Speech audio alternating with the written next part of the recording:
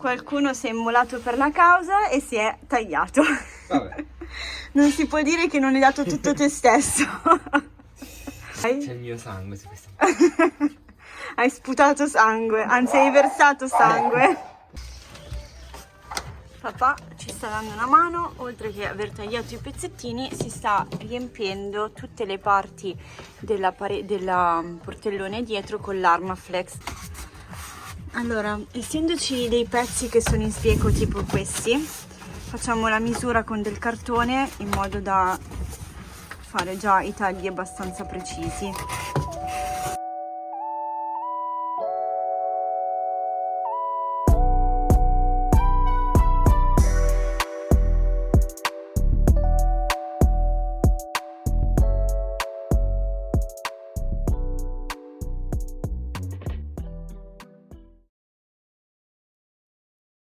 Questo è il serbatoio delle acque grigie e il suo posto qua sotto. Abbiamo anche buttato l'acqua.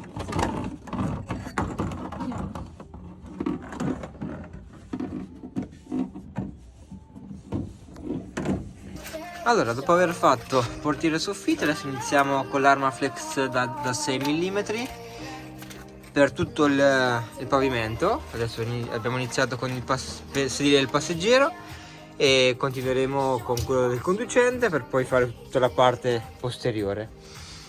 E poi ci saranno tante cose noiose, come tutte queste piccole parti nella console centrale e i passaruota. È tutto noioso. Si incolla dappertutto, si incolla sta roba.